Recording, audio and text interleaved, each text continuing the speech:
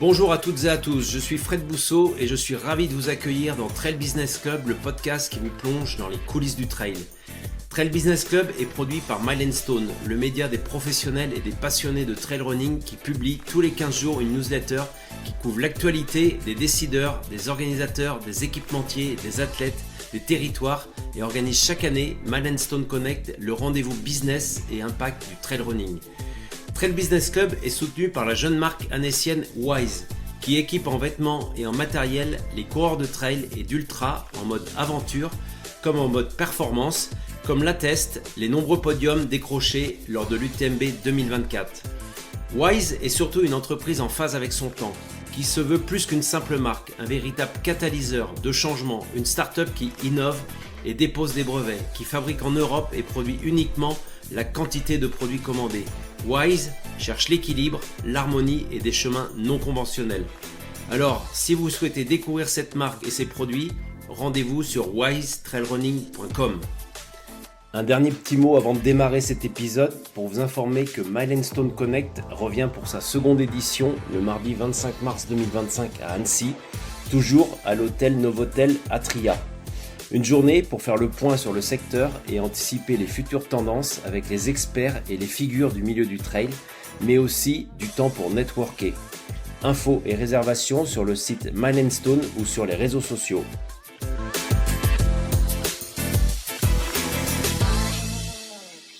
Je reçois pour cet épisode de Trail Business Club une femme passionnée et passionnante, à l'accent chanteur, qui transmet sa motivation, vous allez l'entendre. 5 marathons des sables, plus de 10 participations à sans doute la course la plus dure au monde en Alaska, avec des températures de moins 50 degrés, mais tout ça, on va y revenir.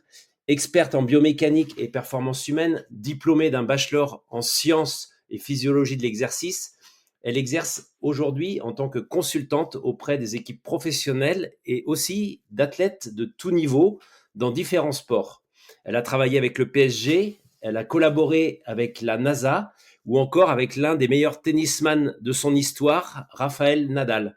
Installée à Chamonix depuis 10 ans, elle est l'auteur d'un ouvrage aux éditions Guérin qui s'appelle Sans limite et aussi d'un second ouvrage qui s'appelle Les clés pour performer sans se blesser dans le trail.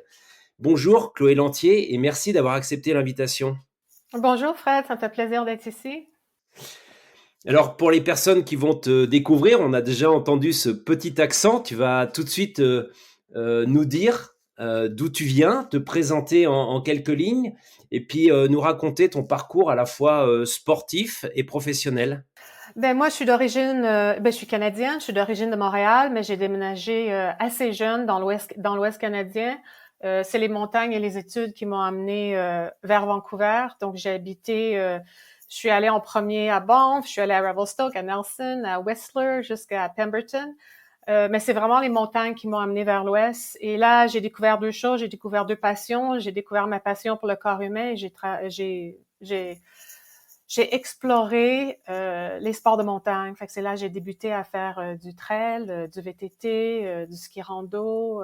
Donc, j'ai passé beaucoup de temps en montagne et toute ma passion pour l'endurance et la longue distance a débuté dans l'Ouest canadien, même si avant, quand j'étais adolescente, je faisais de la piste, je faisais du 800 mètres et du 1500 mètres. Fait que j'avais déjà commencé à faire de la compétition. Tu es aujourd'hui installé à Chamonix. Pourquoi ce grand écart entre l'Ouest canadien et puis les Alpes françaises? Mais la réalité, c'est que ça fait déjà 10 ans que je suis ici, mais avant, je venais souvent pour faire de la compétition en Europe, surtout en trail, pas en VTT. Puis, j'avais déjà commencé à avoir des contrats pour le travail en Europe.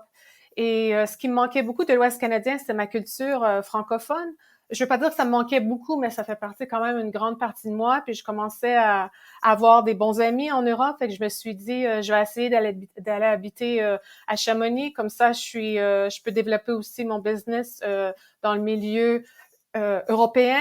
Mais je retournais quand même toujours, comme même aujourd'hui, je retourne toujours travailler en Amérique du Nord. Et j'aime bien voyager et j'ai habité dans différents pays et c'était plutôt, c'est une passion. J'avais vraiment le goût, ça venait à cœur. Fait que j'ai décidé un jour de le faire et maintenant je suis ici depuis 10 ans. Alors, tu parles de ton business aujourd'hui. C'est quoi ton activité professionnelle première? puisque tu es bardé de diplômes en physiologie du sport. Tu l'as dit, tu avais envie aussi d'explorer ce corps humain. Donc ça, on y reviendra tout à l'heure. Mais c'est quoi aujourd'hui ton activité première? Pour moi, mon activité première professionnelle, je suis consultante en haute performance, en sciences de la haute performance, mais dans 3 disciplines, dans la physiologie, dans la biomécanique et la logistique des blessures sportives. Donc, ce que je fais, c'est que je travaille beaucoup avec d'équipes professionnelles, mais avec leurs équipes, les médecins, les kinés, les physios, les entraîneurs. Et je travaille également avec des cliniques orthopédiques qui travaillent spécifiquement avec des athlètes de haut niveau. Fait que j'enseigne beaucoup de conférences. Et je ne dissocie jamais la physiologie de la biomécanique, dont le mouvement, l'état des muscles et la condition physique de l'athlète. Donc, c'est 3 éléments qui font partie de mon travail professionnel. Alors, une petite question, moi, qui m'interpelle, c'est comment on arrive à travailler aujourd'hui avec le PSG ou avec Raphaël Nadal? Moi, ça me stupéfait d'avoir des gens face à moi qui ont travaillé avec de grands champions comme ça. C'est facile, c'est difficile? Mais la réalité, c'est drôle à dire, mais c'est plutôt du bouche à oreille. C'est beaucoup ma réputation. Quand je dis ma réputation, c'est que j'ai des appels pour me faire demander de travailler avec certaines équipes, certaines cliniques, certains sportifs, et je me sens très privilégiée. Mais c'est surtout dû au travail dur que je fais depuis des décennies et des résultats que j'ai donnés. Donc, des fois, c'est des médecins ou des physios ou c'est une clinique spécifique qui va dire, vous devriez peut-être contacter Chloé, elle pourrait aider votre équipe. Fait que quand j'arrive, je suis pas là pour dire à tout le monde quoi faire, c'est plutôt l'inverse. J'arrive, je regarde tout ce qui est fait, j'analyse, je parle avec tout le monde de l'équipe, j'essaie de trouver d'autres méthodes pour résoudre les solutions et trouver les problèmes ou le problème. Donc, moi, je trouve ça super intéressant parce que c'est très multidimensionnel et chaque contrat, pour moi, comme on dit en anglais, c'est un challenge parce que je travaille avec un corps différent, un sport différent et c'est un travail d'équipe. Donc, je travaille avec plusieurs personnes et c'est ça que j'aime aussi de mon travail. Il faut que j'arrive très humble, il faut que je sois prête, il faut que je comprenne euh, l'athlète, il faut que je comprenne le sport, donc je passe énormément de temps à étudier avant de rencontrer avec qui je travaille. Avec le PSG, c'est différent parce que quand je suis arrivée au PSG, j'ai commencé à travailler avec eux en 2018 et ils avaient beaucoup de problèmes au niveau de l'équipe orthopédique. Fait qu'en premier, quand je suis arrivée, c'était plutôt pour créer des protocoles euh, au niveau de blessures spécifiques et maintenant, presque une décennie plus tard, je suis impliquée, mais à un tout autre niveau et je travaille beaucoup directement avec les joueurs et non nécessairement juste avec l'équipe parce que moi, je suis consultante, fait que je suis pas là pour travailler à temps plein, mais je suis là aussi pour ramener les joueurs très vite après une blessure. Très bien, merci pour ces précisions. Juste, on va revenir à une actualité qui était chaude. Alors, c'est un peu un paradoxe. Toi qui connais très bien l'univers du froid, l'univers du Grand Nord, l'univers de l'Alaska, ces derniers jours, on a vu la victoire de Mathieu Blanchard sur une course, la Yukon Arctic Ultra, après 7 jours et 22 heures d'effort, juste devant Guillaume Grima, qui est arrivé juste 4 heures plus tard. La Yukonaise Jessie Gladish termine 4e à vélo, 4e au scratch. Quel regard portes-tu sur la médiatisation et peut-être même la surmédiatisation qui a été faite de cette course que tu connais? Et on reviendra après sur d'autres courses encore plus difficiles. Mais ce qui est intéressant pour moi, c'est très rare que j'ai le temps de suivre les compétitions, mais les 2 dernières semaines, il y avait une course en Suède, et il y avait celle du Yukon que tu viens de parler, que j'ai suivi de très près parce que j'étais curieuse et j'étais intéressée. Probablement, j'étais intéressée de voir au niveau du parcours parce que je connais la région où Mathieu a fait la compétition au Yukon. Je connais bien la région et c'était incroyable comment c'était médiatisé et j'ai été très surprise aussi de toutes les informations qui se développaient sur les réseaux sociaux pendant la compétition. Et souvent, je trouve, ce qu'on oublie, c'est qu'il y a des gens qui habitent dans cet environnement-là à l'année longue. Donc, on n'est pas des surhumains, on n'est pas on n'est pas des Superman, je trouvais que c'était comme si c'est incroyable que quelqu'un peut passer du temps à moins 25, moins 30, mais c'est normal, comme même moi quand j'habitais en Colombie-Britannique, il faisait très froid, tu sais, il faut s'adapter. D'un côté, je trouve ça génial que les gens peuvent aller sortir de leur bulle, sortir de leur environnement pour aller faire une compétition qui est dans un environnement très hostile, très intense, mais il faut aussi être excessivement préparé. Et cette année, ce que j'ai vu, c'est qu'il y a beaucoup de participants qui n'ont pas terminé, mais la réalité, c'est ça. C'est pas la compétition qui est trop difficile, c'est pas le tracé qui est trop difficile, c'est un manque de préparation. Et c'est un environnement très hostile, très intense, donc il faut passer énormément de temps à s'entraîner dans un environnement comme ça. Et la raison pour qu'il y avait, je ne sais pas, je pense qu'il y avait au-dessus de 80% de participants qui n'ont pas terminé, mais c'est probablement malheureusement parce qu'ils n'ont pas passé assez de temps au froid avec leur équipement. C'est pas normal, hein? Après 48 heures, je voyais des gens mettre des photos sur les réseaux sociaux avec des ampoules, les pieds totalement déformés. C'est pas normal. Et même chose, si on a peur, si on partage sur les réseaux sociaux que cette compétition-là nous fait peur, on a peur la nuit. Oui, on est vulnérable dans cet environnement comme ça, mais on doit pas avoir peur, surtout si on est bien préparé. Il y a une grosse différence entre vulnérabilité et peur. Donc, oui, il y a, comme on dit en québécois, il y a deux côtés de la médaille. Il y a un côté que je trouve ça génial qu'on commence à faire. Moi, ça fait très longtemps que je fais ces compètes-là, puis on commence uniquement à voir ça dans les deux dernières années, à part le Iditarod Trail Invitational. Mais je trouve que les gens doivent se préparer un peu plus et les directeurs de course doivent mettre plus de limitations.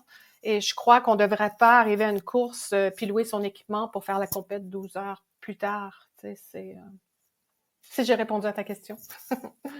Oui, oui, c'est ça. C'est vrai qu'il y a eu une belle médiatisation autour de la victoire de Mathieu et de la performance avec l'autre Français, Guillaume Grima.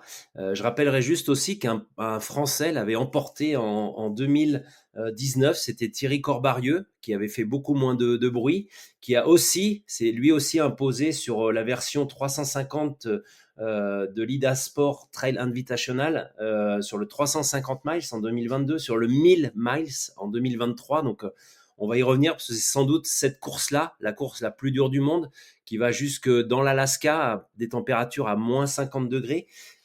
Tu as participé, toi, à ces épreuves extrêmes.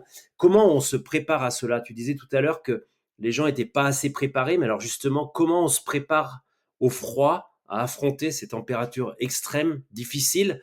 Je rappelle, c'est des courses qui sont non-stop, jour et nuit, c'est-à-dire que vous gérez votre alimentation, vous gérez aussi votre sommeil, votre hébergement, vos déplacements.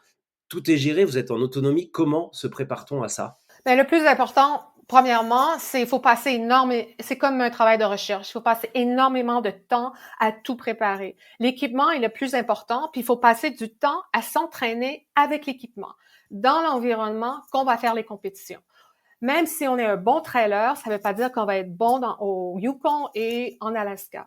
Donc, tout est par rapport à la température et tout est par rapport à voyager sur des surfaces qui vont être exactement la même surface. Comme moi, quand j'ai traversé l'Alaska plusieurs fois, souvent, je me levais la nuit en Colombie-Britannique pour aller rouler quand on était en grosse tempête de neige avec l'équipement sur mon vélo. Comme ça, j'avais la sensation de l'effort que je devais donner pour rouler dans des conditions très difficiles et en même temps m'hydrater et manger.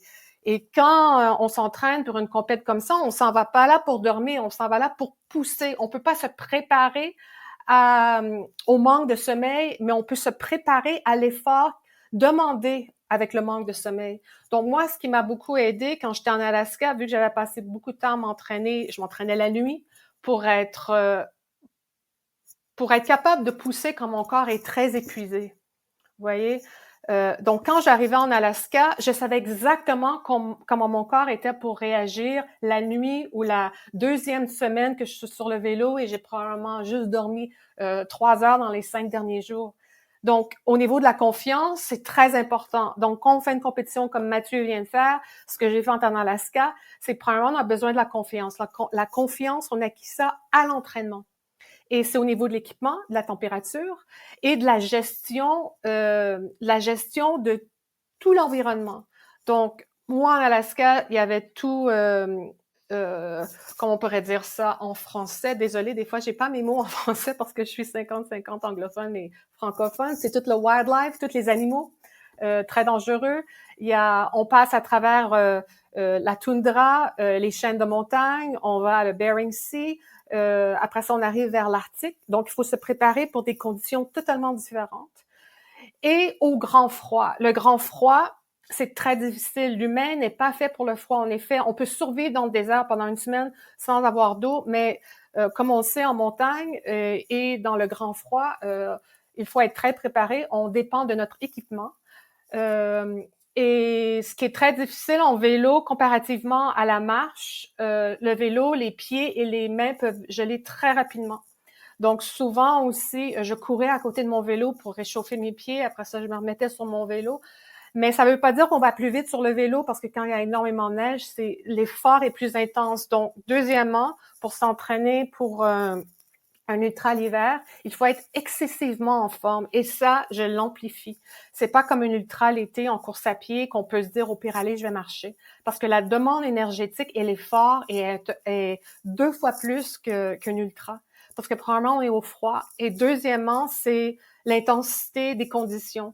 La neige, c'est pas des conditions lisses, c'est pas, on pense que c'est très difficile de courir l'été quand il pleut beaucoup, puis le terrain est très technique, mais l'hiver, avec de la neige, une grosse tempête de neige, moi, des fois, 3, 4, 5 jours, j'étais dans une tempête de neige qu'on peut avoir jusqu'à 1 mètre de neige, mais dans des conditions différentes. Dans ces conditions-là, on peut pas arrêter.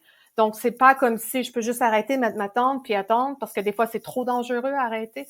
Donc, moi, j'ai passé énormément de temps. Moi, quand j'ai tout fait ça, c'était avant les réseaux sociaux et on était les premiers ça c'était avant les fat bikes, fait qu'on était les premiers à faire ces compètes-là. C'était plutôt des expéditions pour nous, mais on était un groupe entre 20 et 30 personnes qu'on faisait énormément de courses de VTT de longue distance l'été, fait qu'on était déjà très en forme en vélo. Puis on partageait nos connaissances, on partageait ce qu'on faisait.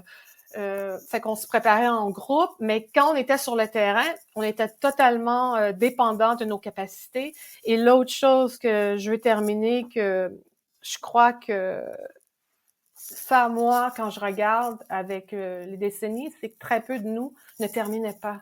On n'avait pas la technologie d'aujourd'hui. Nos ingénieurs, comme moi, j'étais commanditée par Mountain Rocky Bicycle à Vancouver. Je travaille avec les ingénieurs pour me construire un vélo spécifique.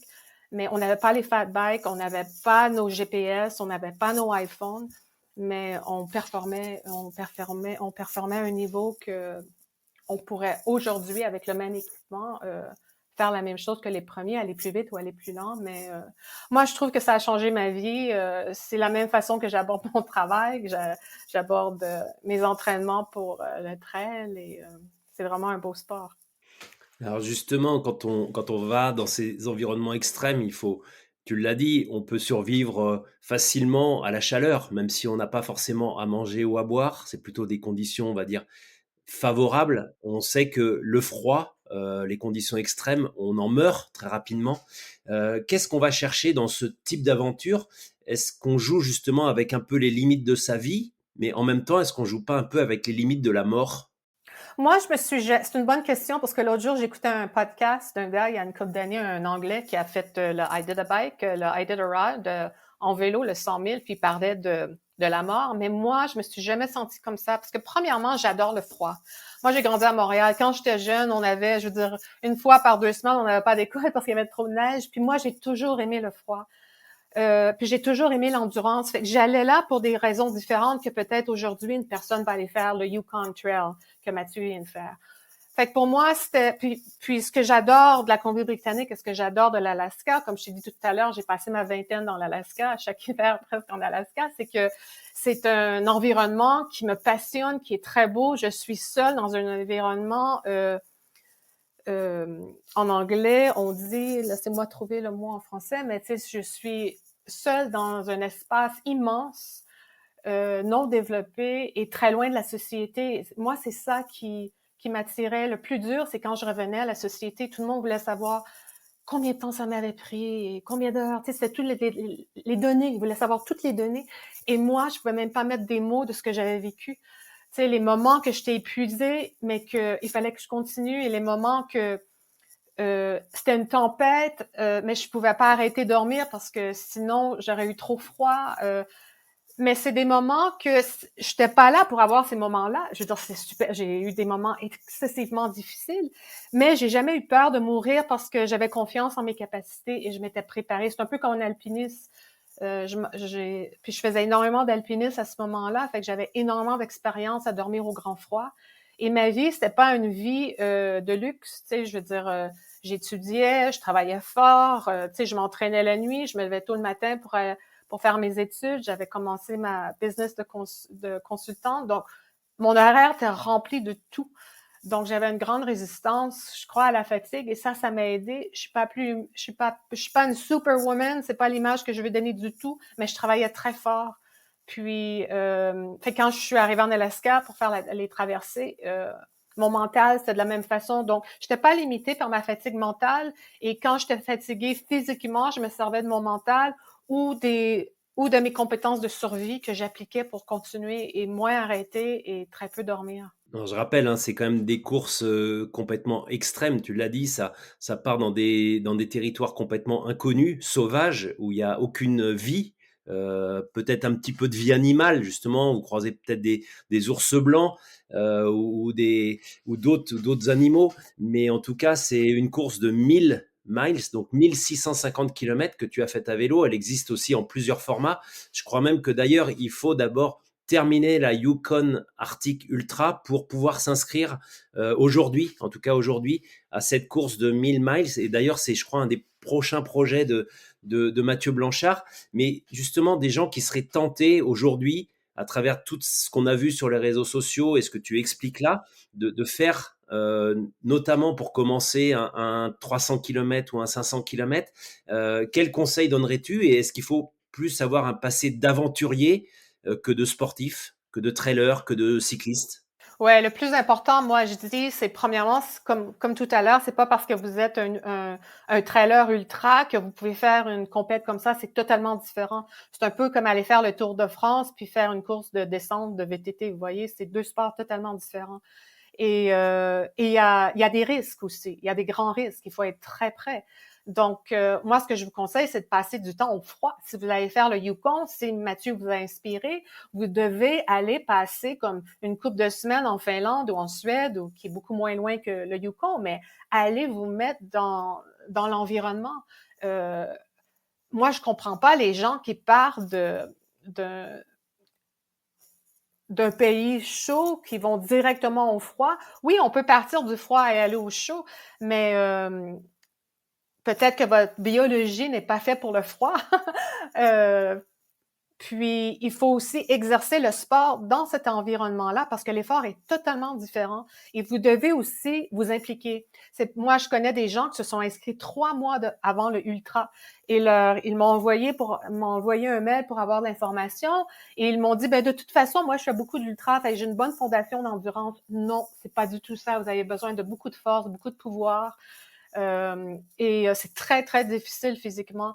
Et même moi, c'est très difficile de rentrer dans le Iditarod Trail Invitational qui commence cette semaine, donc vous devriez le suivre.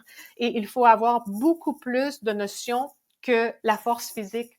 Il faut savoir s'orienter, puis il faut être capable aussi de lire la température parce que des fois, vous allez dans un environnement que votre téléphone fonctionnera pas, votre GPS fonctionnera pas, il faut lire les maps, il faut regarder le ciel, il faut s'orienter avec les vents. Et quand on parle de Iditarod Trail, c'est pas un sentier qu'on suit, c'est la course des chiens, le Iditarod qui part de Anchorage qui va jusqu'à Nome à l'Arctique, encore une fois, mon anglais et mon français, Arctic Circle, le cercle polaire.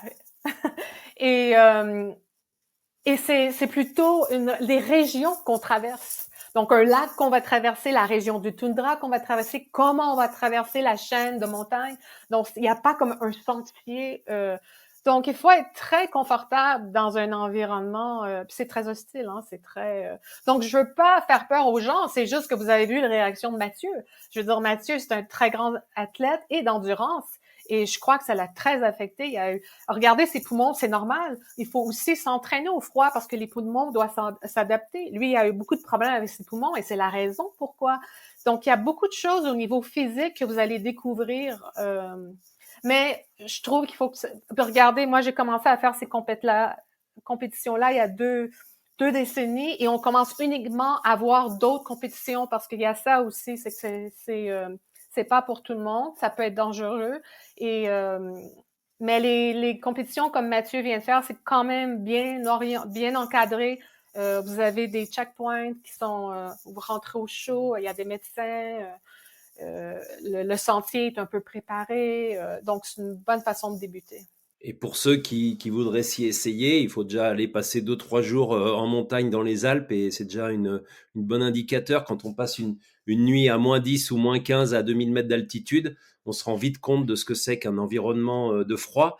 Et d'ailleurs aussi, tu sais, tu connais ça par cœur, mais c'est vrai que pour ceux qui découvriraient, c'est des activités sur lesquelles on n'a quasiment pas le droit de transpirer parce qu'on sait que l'humidité est très conductrice et si jamais on n'arrive pas à se changer à temps ou on peut pas parce qu'on a les mains gelées ou on est frigorifié, eh ben on peut tout simplement mourir de froid et c'est souvent les problèmes d'hypothermie sont liés à la transpiration. J'imagine que tu as vécu ça aussi.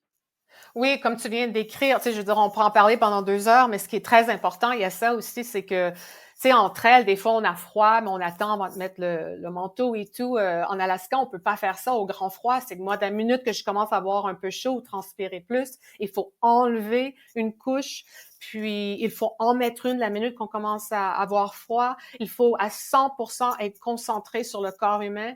Parce que de la minute que j'arrête pour dormir pour 2 heures, ben il faut que c'est là, comme tu viens de dire, que si j'ai pas bien respiré, la température de mon corps va descendre, ma thermorégulation va complètement descendre et c'est là qu'il y a des grands risques. Donc, la façon qu'on s'habille, le matériel avec lequel on s'habille et toutes les couches. Et c'est la même chose aussi, hein. Pensez-y, comme moi, à un moment donné, j'ai eu des gros problèmes avec mon vélo. Il a fallu que je répare mon vélo. Il faisait environ comme -30. Fait que j'avais les doigts gelés, mais il fallait que je refasse une partie de mon vélo avec des parties que j'avais emmenées. Il faut penser à tout. Même, c'est la même chose avec ton petit four. Si ton petit four ne fonctionne pas, il faut que tu réussisses à le réparer et tout. Et on fait ça avec des petits gants, nos doigts sont gelés. Donc, c'est toutes des choses qu'il faut se préparer. Comme moi, je faisais toujours une liste. Qu'est-ce qui peut m'arriver? Qu'est-ce qui peut briser? Et je pratiquais tout ça dans l'environnement. Fait que ça faisait partie de mes entraînements. On va passer à une autre partie du podcast, parler un petit peu plus de la version trail. Alors, on reviendra aussi sur les parallèles que tu peux aujourd'hui enseigner ou conseiller entre ce que tu as vécu dans le grand froid et ce qu'on peut associer dans la pratique des sports d'endurance, dans l'ultra trail notamment. Tu es à Chamonix depuis 10 ans, on l'a dit. Tu as créé la Chamonix Mountain Endurance Academy.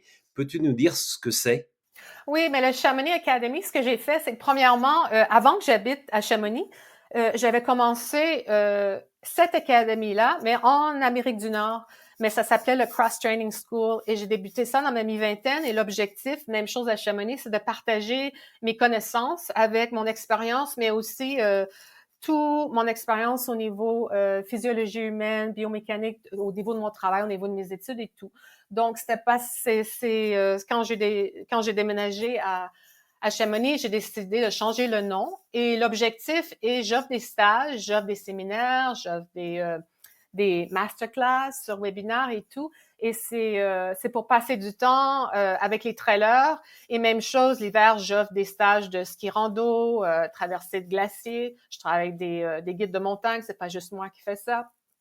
Et mon objectif est d'inspirer, mais d'éduquer et de passer du temps avec les gens en montagne, comme les trailers, tu sais, je veux dire, les trailers courent, mais ils savent pas comment courir, ils apprennent pas comment courir, donc je vais sur les sentiers avec eux, je leur montre des techniques pour monter, descendre, leur donner de l'énergie, comment pousser leur effort, Ça les motive, ça leur donne énormément d'énergie. Après ça, ils retournent à la maison, ils continuent de s'entraîner avec les conseils que j'ai donnés, puis ils voient la différence. Et moi, c'est ça que j'aime, c'est le partage. Pour moi, c'est très important de partager. Et encore une fois, c'est pas comme ça que je gagne ma vie, comme on pourrait dire, comme on dit au Québec, mais c'est plutôt l'échange. Puis je trouve que euh, quand on a énormément d'expérience avec des connaissances, je trouve que ça fait partie de notre rôle aussi de passer ça à l'autre génération. Et pas juste à une génération jeune, mais une génération qui débute, comme on voit énormément de personnes dans leur quarantaine, dans leur cinquantaine, qui commencent maintenant à faire du trail. Donc, autant pour eux, je trouve que c'est une nouvelle génération. Et c'est ma motivation. Puis j'aime bien m'impliquer dans la communauté où j'habite. Donc, tout partout où j'habitais, aux États-Unis, au Canada avant, j'étais très impliquée dans les communautés. Et c'est la même chose que je fais à Chamonix comme à Patagonia. Je suis athlète pour Patagonia. Je fais des sorties de trail. Je fais des entraînements sur Chamonix. Fait que c'est tout des événements qui sont gratuits, que je donne mon temps et que j'adore faire. La transmission, en tout cas, bravo. Sur cette vision justement tu dis que tu voyages souvent entre le Nord-Amérique, le Canada et les États-Unis et l'Europe. Tu as vu le sport, le trail running grandir, se développer. Il y a deux approches différentes vraiment entre les États-Unis, qui sont vraiment basés sur les ultras, beaucoup les ultras, et l'Europe qui est un peu sur toutes les distances. Quel regard tu portes, toi, sur ces deux pôles qui s'opposent un petit peu ou qui se complètent? Mais c'est quoi le trail aux US et c'est quoi le trail en Europe selon toi? Ben, pour vous donner une idée, quand moi, tu sais, j'ai commencé à faire de l'ultra très jeune, fait que début vingtaine, tu sais, on n'avait pas d'ultra au Canada, mais il y avait les ultras que vous connaissez aux États-Unis. Puis moi, j'avais commencé à faire du trail, je faisais énormément de compétitions de VTT, mais je voulais faire de la compète. Mais je voulais faire de la compétition avec les femmes et les hommes qui sont très forts, puis les montagnes. Moi, je suis une fille de montagne, fait que j'étais très attirée aux Alpes. Puis les 100 miler, les 100 000 aux États-Unis, c'est pas nécessaire, sont pas, il y en a très peu qui sont dans un environnement de haute montagne. Puis moi, quand j'ai débuté, c'est toujours comme ça, mais pour vous donner une idée, on avait des pacers. Fait que pour aller faire un ultra, il fallait que tu viennes avec quelqu'un. Puis moi, c'était pas mon idée de compétition. Moi, fait que j'ai quitté, j'ai même pas fait aucun ultra aux États-Unis, puis je suis venue directement en Europe. C'est là que j'ai vu que le niveau était très élevé, puis c'était vraiment des coureurs. Puis la différence aux États-Unis, c'est que c'était plutôt des coureurs lents qui faisaient de la longue distance, puis qui étaient soutenus. Et c'est toujours un peu comme ça, mais ça a changé parce que ce qui est intéressant, c'est que l'Europe a changé l'Amérique et non l'inverse. Et moi, j'ai énormément d'amis au Canada et aux États-Unis qui sont très forts, mais qui font pas de compétition. En Europe, on veut faire de la compétition de tous les niveaux. On a des débutants, des intermédiaires, des passionnés, et les gens s'identifient à certaines compétitions, comme on sait bien. Donc, tout le monde veut faire l'UTMB parce que c'est prestigieux et tout le monde aimerait un jour faire comme le Tour des Géants parce que c'est plus long que l'UTMB, tu sais, je veux dire. Mais aux États-Unis, on reste sur les 100 000, puis il y a très peu de petites distances, mais c'est une culture totalement différente. Comme moi, j'ai plus d'amis en Amérique du Nord qui pourraient finir dans les 500 premiers à l'UTMB, mais qui feront jamais de compétition parce que eux, ils courent pour le plaisir. Comme quand je voyage puis je vais courir avec des amis, moi, à leur niveau, je ris toujours. Je dis, vous devriez commencer à faire de la compétition. Mais ils sont passionnés, tu sais, c'est des personnes de montagne.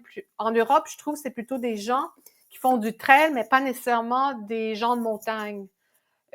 Donc, à ces niveaux-là, il y a une grosse différence entre l'Amérique du Nord et l'Europe. Et c'est deux cultures très intéressantes, mais très différentes. Non, justement, tu l'as évoqué, l'UTMB aujourd'hui, c'est le fleuron de la discipline, c'est celui dont on parle partout dans le monde, qu'on aille en Asie, en Amérique, dans les pays des Émirats, on en parle partout. Quel est le regard des gens que toi tu côtoies, qui sont beaucoup des étrangers, sur l'UTMB? Ils ont quel regard? Euh, Est-ce que tu parles des trailers ou des gens en général?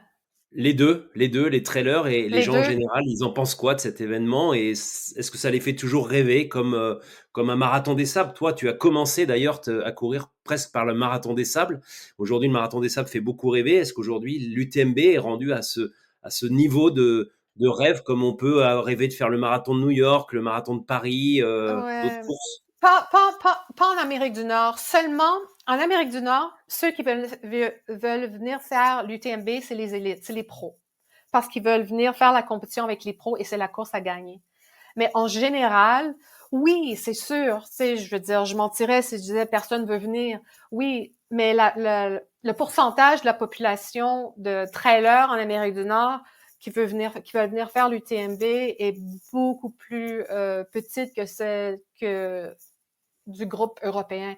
Et je pense que le Japon, l'Asie sont beaucoup plus attirés vers l'UTMB que, que les Américains, que les Canadiens. Je veux dire, ça, c'est le groupe d'UTMB pourrait répondre mieux à ça parce que eux peuvent voir où les inscriptions, où les demandes viennent, mais en général, c'est plutôt l'Asie que l'Amérique. Mais les meilleurs au monde veulent venir faire l'UTMB parce que c'est la course de référence. Nous, quand moi, les premières fois que je suis venue ici pour l'UTMB, ben c'était comme le marathon des sables. Moi, quand j'ai fait le marathon des sables, nous étions 300 personnes. Personne connaissait le marathon des sables. Moi, j'étais attirée à cause de l'environnement, comme l'Alaska. Mais il fallait que j'explique aux gens. Personne connaissait le marathon des sables. Maintenant, les gens me disent, ah, c'est seulement des gens qui ont de l'argent qui font le marathon des sables. Moi, je les interromps tout de suite. Premièrement, donnez-leur du crédit. C'est pas facile. Puis, oui, c'est dispendieux, mais c'est très dispendieux faire l'UTMB également. C'est une course de week-end et regardez combien vous dépensez. Alors, tu l'as dit, quand tu as fait le marathon des sables, vous étiez pas beaucoup, vous étiez pas beaucoup de femmes. Tu défends aujourd'hui la place des femmes dans le sport, mais pas forcément du côté toujours féministe, engagé. Tu étais d'ailleurs intervenu l'an passé sur la table ronde à Milestone Connect sur la parité des femmes dans le sport. Mais toi, il y a une chose que tu n'aimes pas, c'est qu'on compare les performances des hommes aux performances des femmes en disant souvent, bah, si lui, il a gagné, c'était normal. Mais si elle a terminé 5e, finalement, c'est un exploit. Et pour toi, ça te choque, ça?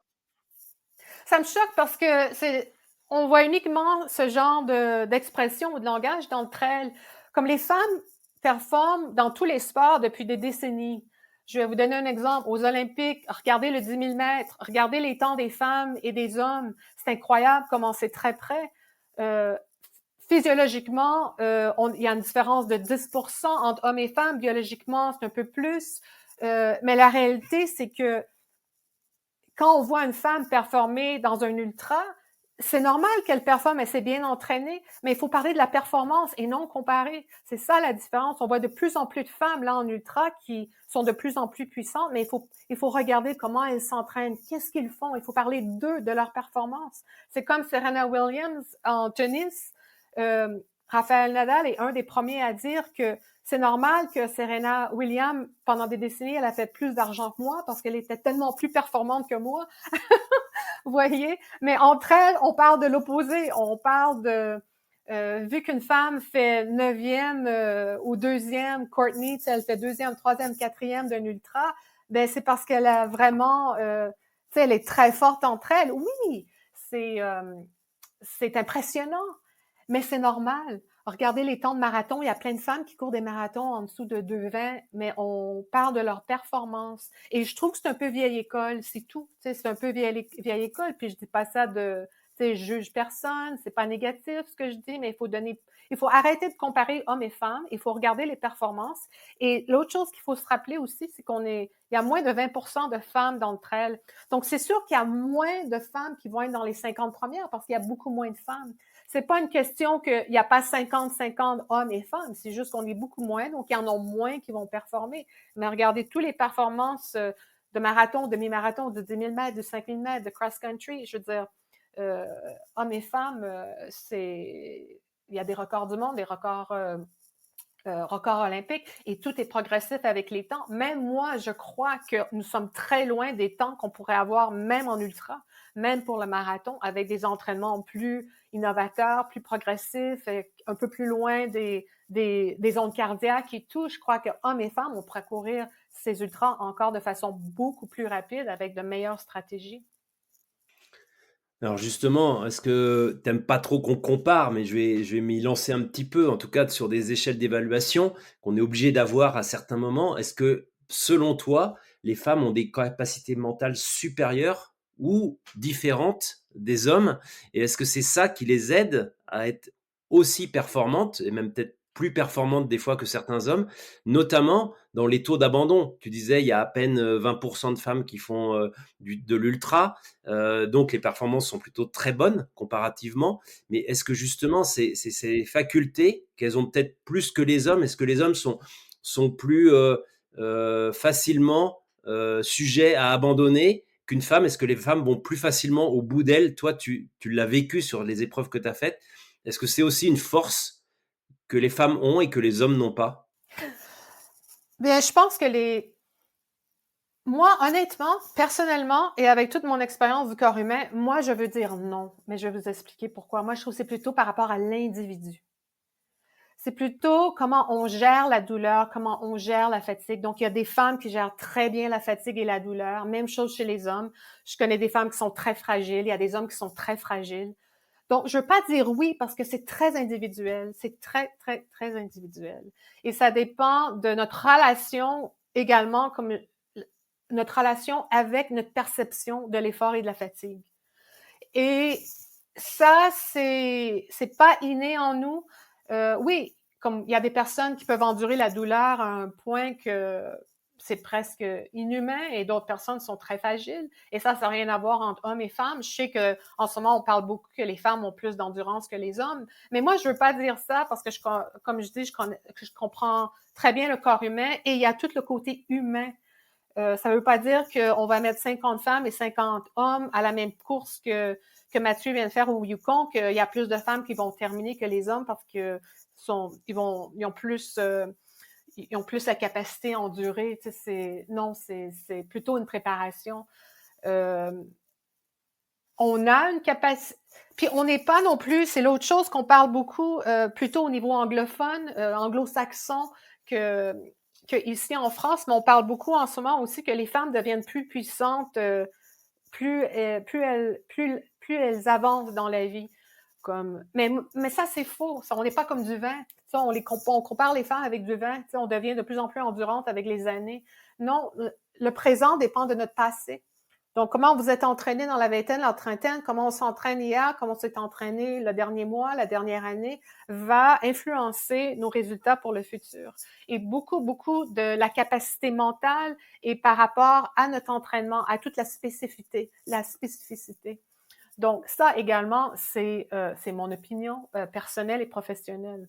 Alors la transition est toute trouvée. Tu l'as parlé de ce fameux mental. Aujourd'hui, on a l'impression que c'est au cœur de beaucoup d'entraînements, beaucoup de discussions, beaucoup de podcasts, de tables rondes. On parle beaucoup de l'approche physiologique, mais aussi de l'approche mentale.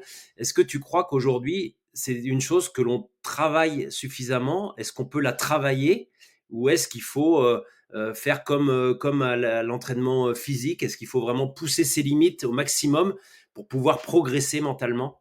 Mais premièrement, quand les gens me disent, ou j'entends les gens dire, ah, cette personne-là, elle est tellement forte. Ah, wow, cette personne-là doit tellement croire en elle ou en lui pour faire ça.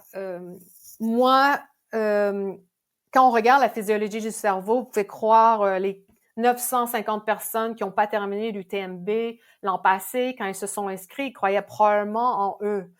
La raison pourquoi ils n'ont pas terminé, c'est dimensionnel, mais il y a un grand pourcentage qui n'avait pas fait la préparation spécifique pour pouvoir terminer un 170 km.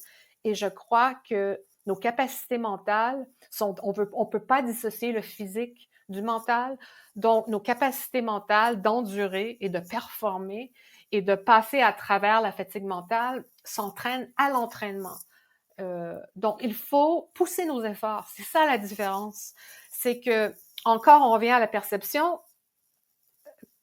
Quand on vous dit sur les réseaux sociaux, et avec tous les entraîneurs en ligne qui vous disent de ne pas vous entraîner plus fort que la zone 1 ou que la zone 2, mais vous poussez jamais vos efforts. Donc, vous arrivez sur la montée de l'aiguille, du plan de l'aiguille, puis vous marchez jusqu'en haut. Mais si je vous dis, vous courez 1 minute, vous marchez 4 minutes, mais vous marchez rapidement, pas lentement. Mais votre perception de l'effort va totalement changer. De la minute qu'on commence à pousser, là, on commence à sentir une autre perception et c'est comme ça aussi qu'on évolue avec la forme physique. On a plus d'oxygénation au niveau des jambes, on a plus de pouvoir. On parle pas de watts entre elles, mais plus on a de watts, comme en vélo, on en parle de tous les autres sports, on peut pousser le niveau un peu plus élevé. Donc, c'est la façon de s'entraîner qui va nous permettre de pousser nos efforts mentaux. Donc, c'est pas, moi, je me suis jamais assis sur mon sofa à croire en moi. Non, c'est la confiance que j'ai développée, que je développe toujours à l'entraînement, en poussant et en variant mes entraînements. Donc, il faut sortir de notre zone de confort, mais il faut que ça soit bien évalué. Je dis pas là de faire des sprints, mais c'est de s'entraîner sur le profil spécifique d'une course. Donc, si je m'entraîne pour l'UTMB ou que je m'entraîne pour le Marathon des Sables, ça va être deux entraînements totalement différents et on parle pas de ça.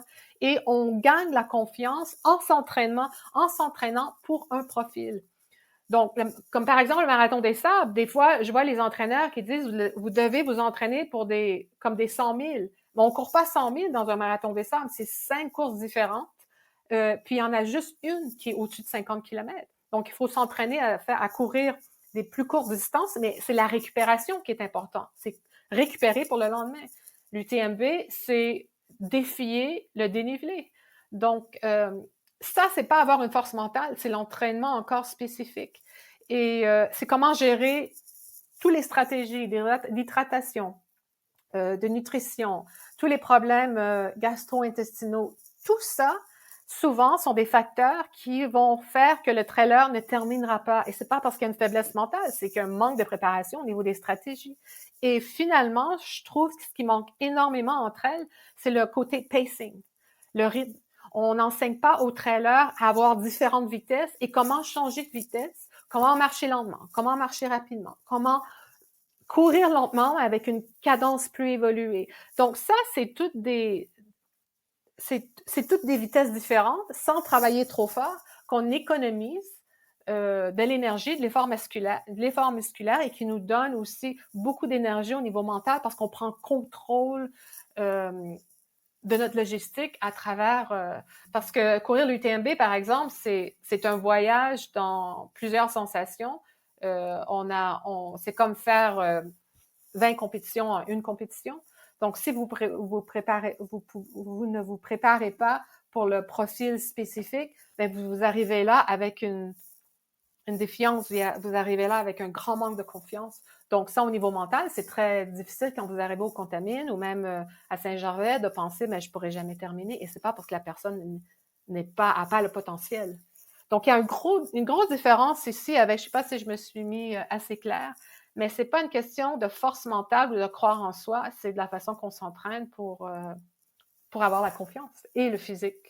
Alors justement, c'est un sport jeune, c'est un sport dans lequel les méthodes d'entraînement évoluent souvent. On voit certains athlètes changer radicalement de méthode. Je vais citer juste Anthony Felbert, qui habite à Chamonix, que tu connais sans doute, qui a amélioré son chrono de 2 minutes il y a quelques jours au semi-marathon de Barcelone, qui est un très très bon trailer. Et en fait, il disait sur un de ses réseaux sociaux que pendant toute sa préparation, il n'avait jamais fait plus de 200 mètres à l'allure de la course. Et la fin de sa phrase, c'était s'entraîner lentement pour courir vite. Est-ce que toi, aujourd'hui, tu crois que les méthodes d'entraînement sont encore pas complètement optimisées sur la partie, en tout cas, juste physiologique? Non, moi, je trouve pas du tout. Puis l'autre chose que je veux rajouter aussi, c'est que je travaille avec énormément de trailers qui m'appellent, qui sont blessés. Puis quand je parle de trailers, je parle aussi professionnels, comme en ce moment, je travaille avec trois trailers professionnels très connus, puis ils ont énormément de limites, soit dues à une pathologie ou au surentraînement, ou les deux. Et souvent, c'est ça que je trouve, moi, quand je commence, si je décide de travailler avec eux à court terme pour les aider, ce que je regarde, c'est comment ils s'entraînent et ce qu'ils font. Et souvent, ils font trop de volume à basse intensité. Ils vont faire aussi trop de volume à haute intensité. Ils ne travaillent pas leur mécanique de course. Ils ne travaillent pas nécessairement leur pacing. Et il y a un gros déséquilibre. Ils font aucune prévention et leur logistique, même les meilleurs, souvent, je trouve que leur logistique au niveau de l'énergie est très faible. Donc, moi, je trouve qu'il y a une grosse marge de progression à faire, mais c'est positif, c'est bien. C'est ça que je parlais tout à l'heure. Parce que, comme j'ai travaillé avec une traileuse, je veux pas dire de nom ici parce qu'ils ont quand même des entraîneurs et ils sont dans une équipe professionnelle. C'est toute l'information personnelle aussi. Mais même avec une Française que, tu sais, ça fait 2 ans qu'elle est blessée, même les meilleurs kinés et son entraîneur qui est bien reconnu ont pas pu l'aider. Elle était pas bien entourée. Fait que finalement, moi, je la connaissais, je l'ai pris en main une couple de mois. Déjà, elle était à un niveau qu'elle n'a jamais été. Mais je fais rien d'exceptionnel. C'est juste qu'on change ce qui a manqué. Donc, j'ai de l'expérience et des connaissances, mais c'est ça aussi. C'est pas n'importe qui peut être entraîneur. Et pour être entraîneur, c'est plus que faire moi, quand j'aide des athlètes, je fais pas des programmes d'entraînement. Moi, ce que je fais, c'est que je change leur physiologie et j'adapte leur métabolisme. Donc, je change complètement tout le côté, même au niveau neuroplasticité, au niveau du cerveau. Donc, écrire des programmes en ligne et envoyer ça, non. Puis, il faut passer du temps. Moi, je passe du temps avec les trailers sur le terrain. Tout le monde peut améliorer sa mécanique. Et il faut regarder aussi où est la faiblesse. Il y a énormément de trailers professionnels qui ont plein de pathologies, ont énormément de pathologies au niveau du pied. Des fois, j'ai une demi-douzaine de trailers professionnels qui viennent chez moi les 2 semaines avant l'UTMB parce qu'ils ont des gros problèmes. Mais c'est tout dû aux nouveaux souliers. Mais on parle des super shoes.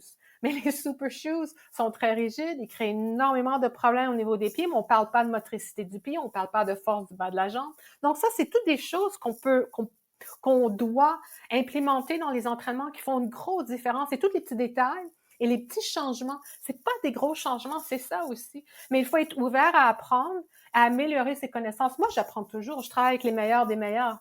Et c'est très... tu sais, il faut être très... comme je vous parlais tout à l'heure, quand j'arrive avec une équipe professionnelle, c'est tous des experts. Moi, souvent, je me sens comme je suis la personne qui a moins d'expérience pour ce sport-là, mais tout ensemble, on arrive à la meilleure solution. Et je trouve qu'entre elles, il y a énormément, avec les réseaux sociaux, il y a énormément de pouvoir. C'est euh, les gens pensent qu'ils sont les meilleurs. Les gens pensent qu'ils ont ils ont euh, la meilleure technique, ils ont la meilleure méthodologie, ils ont la meilleure app. Mais c'est de travailler ensemble, puis faut toujours continuer d'apprendre et il faut étudier aussi pour ça. Il faut travailler avec les experts et il faut regarder aussi comment on peut évoluer. Moi, je regarde toujours comment je peux évoluer dans mon travail. Alors, tu parlais tout à l'heure aussi de sortir de cette zone de confort, à la fois physiquement, mais aussi mentalement. Souvent, il y a des coureurs qui abandonnent ou qui vont pas non plus au-delà de leurs limites mentales parce qu'ils les ont sans doute pas travaillées. Est-ce que selon toi, le trail et les sports d'endurance devraient s'inspirer de l'univers professionnel et de d'autres univers, notamment je pense souvent aux militaires qui cumulent beaucoup d'activités, plutôt que de faire un entraînement qui va pas nous plaire, de peut-être partir 2 jours en montagne, aller dormir sous sa tente dans des conditions froides, dans des conditions pluvieuses, pour justement en fait casser la routine de l'entraînement physique et justement adapter son mental à des conditions qu'on n'a pas l'habitude de connaître et qui pourront servir un jour lors d'une course ou même dans la vie privée, dans sa vie au quotidien. Est-ce que ça, c'est quelque chose que tu conseillerais? Ah, totalement, t'as raison, hein. Moi, c'est comme ça que je me suis ramassée à faire l'Alaska pendant une décennie. Je veux dire, j'étais passionnée de la montagne. J'ai commencé à faire du ski rando.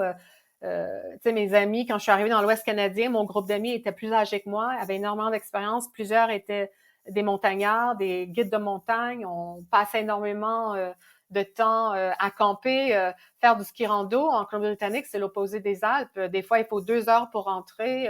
Les conditions de la neige changent énormément. Il y a un gros risque. Tu sais, je veux dire, c'est toutes des compétences qu'ils ont acquis. Il fallait partir avec des gros sacs à dos. Des fois, on campait. Donc, c'est comme ça que j'ai développé mes compétences et aussi ma forme physique.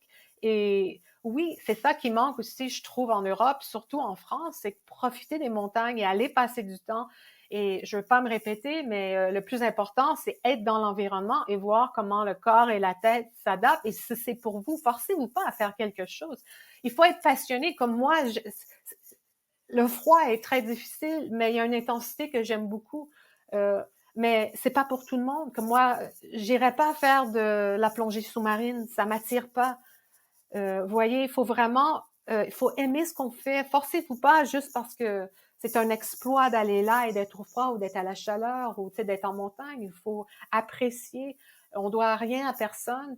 Et, mais passer du temps dans l'environnement et aller avec des gens que vous appréciez.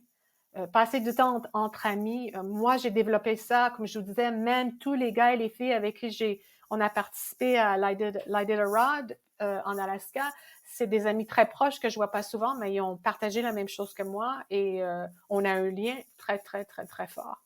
Et est-ce que selon toi, il faudrait mieux justement expérimenter soi-même? Je sais que tu aimes bien utiliser le mot de l'exploration, aller chercher ses propres limites, plutôt que de toujours avoir recours à un préparateur mental, un préparateur physiologique, un préparateur de XY. Aujourd'hui, on voit qu'on est dans une société où tout le monde devient assisté. On a même des coachs de vie qui existent. Est-ce qu'aujourd'hui, il ne faut pas plutôt faire sa propre expérience plutôt que de s'appuyer sur des béquilles en permanence? Oui, vous voyez, moi, je suis une personne très solitaire. Donc, c'est pour ça aussi que j'ai toujours été comme ça. Comme je suis très sociale, j'aime la communauté et tout ça, mais quand je m'entraîne, souvent c'est seul. Quand j'étais jeune, c'était la même chose. En Alaska, je me sentais bien seule. Et je trouve que il y a un avantage d'être solitaire, c'est qu'on apprend toute seule, même si c'est important d'être en groupe. Mais je trouve qu'aujourd'hui, on est trop dépendant. Et je trouve que c'est important aussi, il faut faire les deux. Il faut apprendre, il faut être ouvert à apprendre, mais il faut aussi se développer.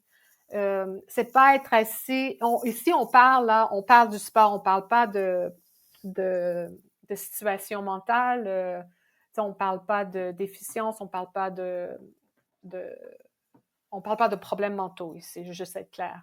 Mais au niveau de la force, de la demande à faire des ultras, ce qui est très important, c'est que vous devez apprendre à vous pousser seul en premier. Il faut avoir des stratégies, il faut comprendre qu'il faut passer du temps dans l'environnement et il faut être très patient. Il y a ça aussi. Il faut être patient. Vous commencez avec des 10, des 15, des 20 kilomètres, vous commencez dans des températures qui sont confortables. Après ça, vous allez dans des vallonnés. Après ça, vous allez plus vers la montagne. Donc, vous progressez avec la distance. Vous progressez avec l'environnement. Vous voulez faire l'UTMB dans une couple d'années ou la CCC, mais l'an prochain, passez plus de temps, faites des week-ends avec des amis que venez courir à Chamonix, à Courmayeur, vous allez dans des régions montagneuses. Ça, c'est la meilleure façon de développer son mental. Mais il faut être très patient. C'est pas quelque chose que juste avoir un coach mental. Puis il y a ça aussi, vous devez pas nécessairement croire en vous, vous devez avoir confiance en vous. Et la confiance n'est pas innée. Et la motivation, il y a ça aussi, c'est que la motivation est une action, c'est pas un feeling. Fait que des fois, les gens disent, oui, oui, mais toi, t'es motivé, Chloé, je suis là. Non, non, non, non, non.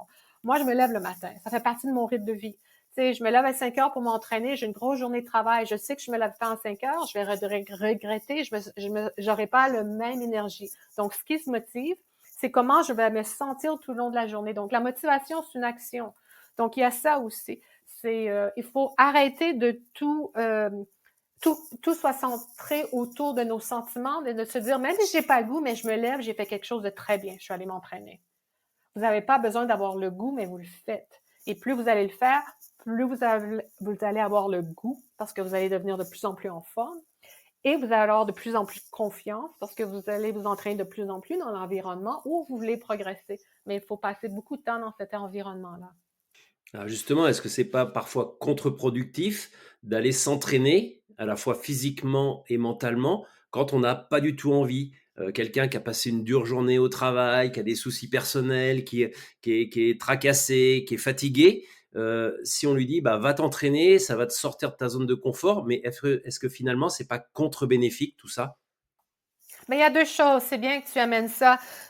Souvent, à la fin de la journée, notre cerveau a travaillé toute la journée. On a plus de stress, on a plus de fatigue. Fait que souvent, ce qu'on ressent, c'est une fatigue mentale et non une fatigue physique. Et souvent, on a tendance à dire, ah, je suis pas motivée, j'irai pas courir parce que je suis épuisée. Mais on n'est pas épuisé physiquement, on est épuisé mentalement.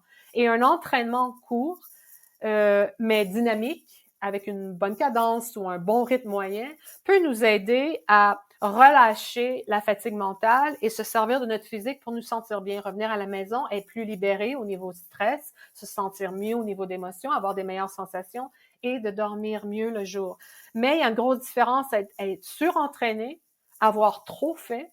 Donc ça, c'est à vous de juger, mais souvent, par exemple, c'est pour ça aussi que j'ai écrit un chapitre complet sur ça dans Sans Limite, c'est que la fatigue mentale prend le dessus de la fatigue physique. Et souvent, on va pas s'entraîner parce que on est fatigué mentalement. La même chose en compète. On ralentit parce qu'on est fatigué mentalement et non physiquement. On a une très grosse réserve physique. Notre plateau physiologique est tellement loin de ce que vous pouvez croire que si vous pouviez voir les données directes, vous metteriez beaucoup plus d'énergie parce qu'on beaucoup plus regardez les gens sprintent les 2 derniers kilomètres d'un ultra, mais qui était au dépourvu 10 kilomètres avant. Donc, Alors, tu parlais tout à l'heure de motivation. C'est un autre chapitre aujourd'hui qui concerne notre société, hein. On est au cœur des réseaux sociaux, au cœur de l'image. Est-ce qu'aujourd'hui, les gens veulent pas plus s'afficher sur les réseaux sociaux pour avoir des kudos, avoir des likes sur Instagram, sur Facebook ou sur Strava, et finalement se trompent peut-être d'objectif et de motivation? Est-ce qu'ils courent finalement pour les bonnes raisons parfois? mais la réalité, c'est que je peux pas juger les autres, mais ce qu'il faut faire attention avec les réseaux sociaux, c'est que, comme moi, par exemple, avec mon travail, tout ce qui remplit ma vie, des fois, je me demande comment ils font pour passer autant de temps sur les réseaux sociaux, parce que même si je voudrais, j'ai pas le temps. Donc, pour moi, souvent, c'est ça, je réalise que c'est énormément de temps passé sur les réseaux sociaux qu'on peut passer à faire d'autres choses. Et moi, je trouve que moi, je me trouve très chanceuse d'avoir vécu avant les réseaux sociaux, même s'il y a beaucoup de choses positives des réseaux sociaux. Mais il faut rester humble. Moi, je dis que si vous pouvez faire ce que vous faites sans en parler à personne, vous le faites pour la bonne raison. Mais si vous devez justifier tout, ou même chose, si on est entraîneur, on est kiné, vous êtes impliqué dans le sport en tant que leader, vous devriez avoir des résultats sans en parler sur les réseaux sociaux. Vous voyez, c'est ça, c'est toujours revenir on est humain, on n'est pas parfait, on n'est pas des extraterrestres.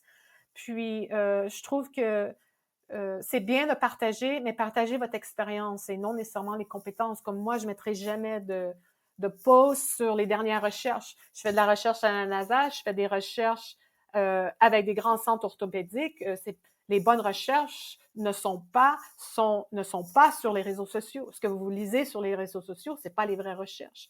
Donc, ce qu'il faut faire attention aussi, c'est l'information sur les réseaux sociaux. Je connais des très bons entraîneurs, mais ils ne sont pas sur les réseaux sociaux parce qu'ils n'ont pas le temps d'être sur les réseaux sociaux. Je vois beaucoup d'informations sur les réseaux sociaux qui sont faux, qui sont très vieille école. C'est des modes, mais c'est pas la réalité. Donc, ça, il faut faire attention. Donc, soyez plus intelligents, adaptez-vous à ce que vous lisez, mais c'est pas nécessairement ce que vous lisez qui est nécessairement la réalité. La même chose avec les sportifs. Il faut faire attention. Tu sais, on n'est pas... Encore, il y a des gens qui... La vie est beaucoup plus difficile que faire des ultras puis aller courir en Alaska. Donc, tout est par rapport à la perspective et faut toujours, moi, je reviens toujours à la même chose. Nous sommes des humains, donc restons humbles. Justement, ces marqueurs que l'on voit aujourd'hui dans la société où il faut presque rentrer le lundi matin avec sa médaille de finisher ou son t-shirt, comme quoi on a un trophée, on revient avec son trophée, un peu un trophée de chasse. Est-ce qu'aujourd'hui, c'est des éléments importants qui peuvent perturber la performance parce que finalement, on a fini un UTMB, tu le disais, en courant dans les 2 derniers kilomètres alors qu'on a passé 35 heures à souffrir.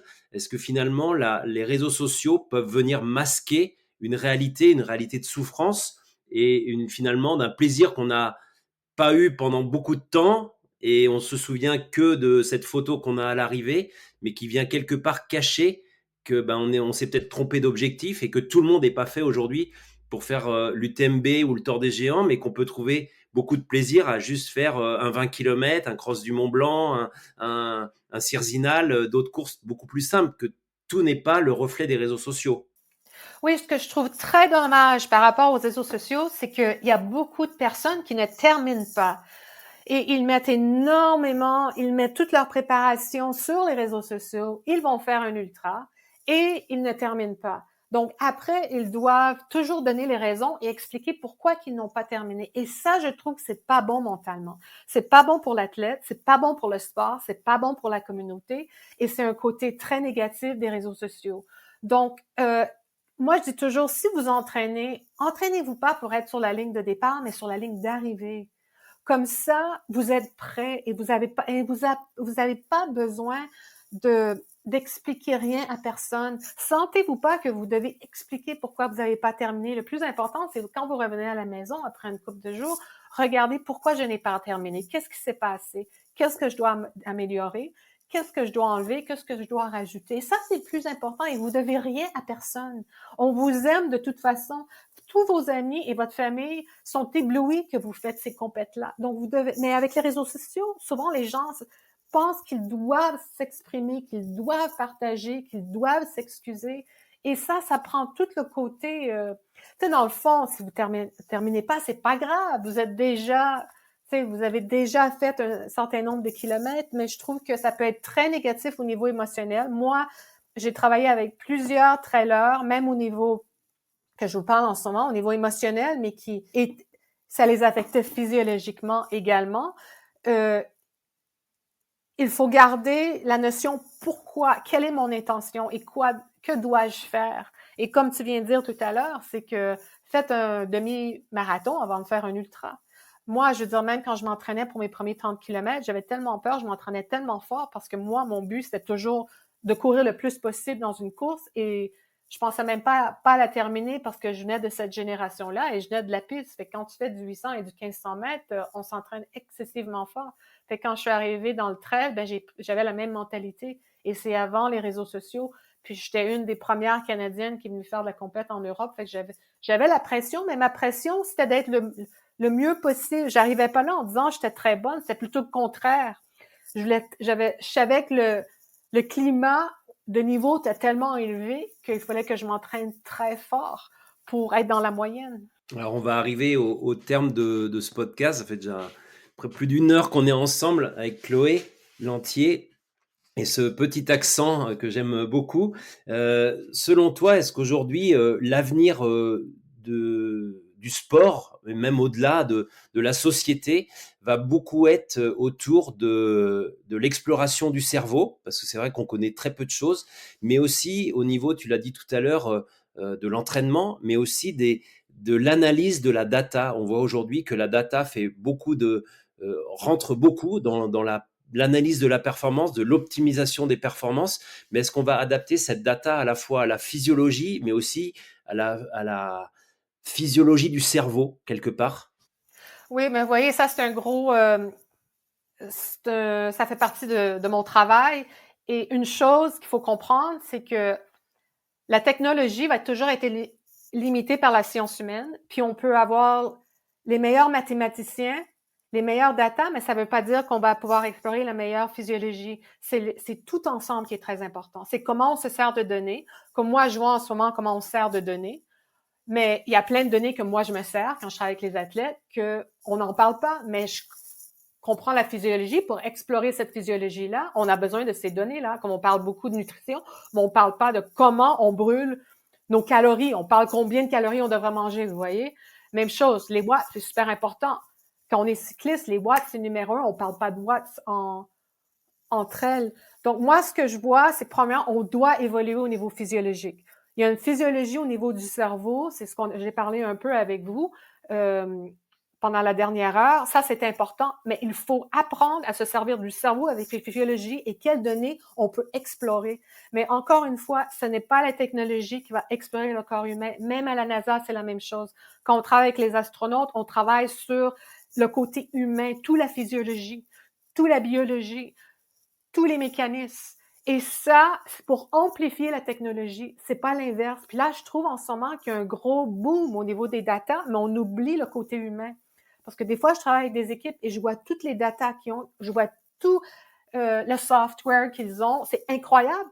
Mais ils ont une équipe qui est diminuée, qui n'ont pas le niveau pour de se servir de ces données-là. Donc, il faut les meilleurs mathématiciens pour développer les données. Il faut les meilleurs physiologistes et les meilleurs biomécaniciens et les meilleurs experts dans le corps humain pour travailler avec ces mathématiciens-là. Et en même temps, c'est pas juste la psychologie, c'est toute la physiologie du cerveau qui connecte le corps humain entier. Donc, c'est le cerveau qui va contrôler les muscles et non les muscles qui contrôlent le cerveau. Et c'est pas la psychologie qui contrôle nos pensées, c'est la physiologie, c'est l'effort, c'est notre perception de la douleur et de l'effort et de l'intensité. Et c'est le travail ardu. Il faut travailler fort dans le sport. Il faut travailler excessivement fort. On peut avoir les meilleures données, le meilleur psychologue, le meilleur entraîneur, mais à la fin, c'est celui qui s'entraîne le mieux et le plus dur qui va avoir les meilleurs résultats et non celui qui est le plus talentueux et qui a la meilleure donnée. Alors justement, on va terminer cet épisode. Si aujourd'hui, tu devais résumer tout cet entretien et donner juste un conseil simple à celui qui voudrait améliorer ses performances, qui aujourd'hui s'entraîne comme monsieur tout le monde, après son travail, va faire ce qu'on appelle des week-end shocks un petit peu en montagne pour justement pousser ses capacités physiques. Mais si aujourd'hui tu avais un conseil à prodiguer pour dire, bah, finalement, il y a peut-être quelque chose à faire qui coûte pas grand-chose, mais qui peut améliorer vos performances, ça serait lequel? Mais moi, ce serait la cohérence. C'est sortez régulièrement, puis soyez bien entourés. Donc, ayez un ami, sortez seul. On va dire maintenant, si vous sortez 1 ou 2 fois par semaine, au lieu sortez 3 ou 4 fois par semaine, être plus court, au lieu de faire une longue durée, et sortez 2 ou 3 fois seul, 1 fois avec quelqu'un, et recherchez des ressources, des bonnes ressources autour de vous. Fiez-vous pas aux réseaux sociaux, mais soyez bien entourés. Mais je trouve que la cohérence, c'est le plus important. C'est la répétition et mettez-vous dans un environnement que vous voulez passer du temps, qui vous inspire. Et ça va vous faire progresser. Je crois que le meilleur feeling au monde, c'est se sentir qu'on progresse dans quoi que ce soit. Je sais pas si Fred, t'es d'accord avec moi, mais quand on se sent progresser, c'est une grande motivation, c'est inspirant.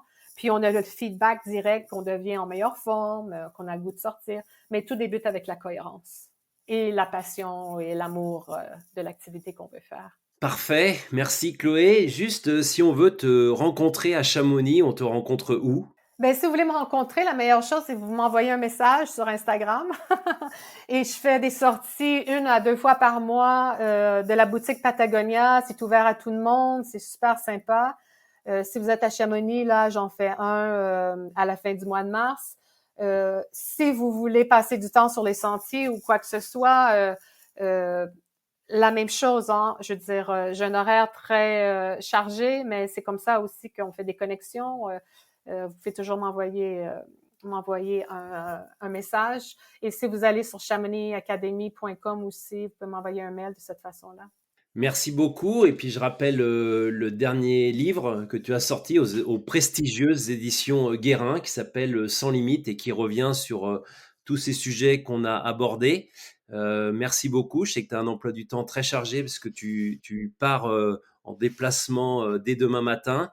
Et puis, tu es aussi sur Saint-Gervais où tu animes des ateliers avec des musiciens.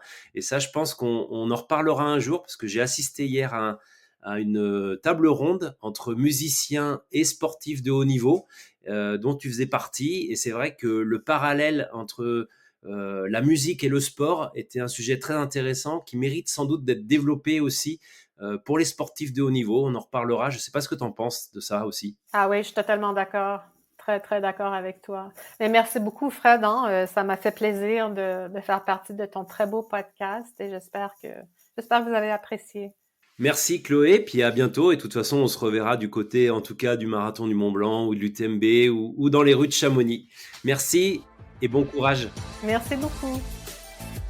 Merci d'avoir écouté cet épisode de Trail Business Club. N'hésitez pas à le partager et à nous dire ce que vous en pensez. On se retrouve dans 15 jours pour un nouvel épisode. D'ici là, je vous conseille de vous abonner à la newsletter Mile & Stone. Elle est gratuite et vous pouvez vous inscrire sur mileandstone.com.